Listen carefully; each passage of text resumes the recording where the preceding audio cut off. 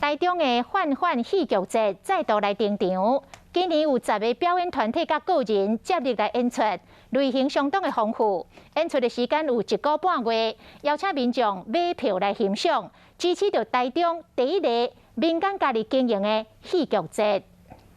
以真简单的表演风格，用上细元素讲上济故事，透过肢体语言来讲亲人过身的情感。这是后家人剧团精彩的演出。双人共舞对话，由家己的身躯出发，扩展到对社会环境、人生的问题，探讨个别的议题。这是促地延伸的舞台创作。台中泛泛戏剧节由后家剧团甲促地延伸表演开始，今年有10个表演团体甲个人接力演出，类型真丰富。那其中加入了更多的元素，是沉浸式剧场，然后以及户外的演出，然后非常的多元。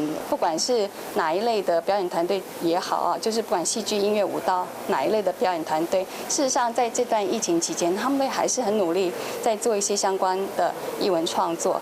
这是台中头一个民间自营的戏剧节，鼓励有梦的创作者，也是小型的团队。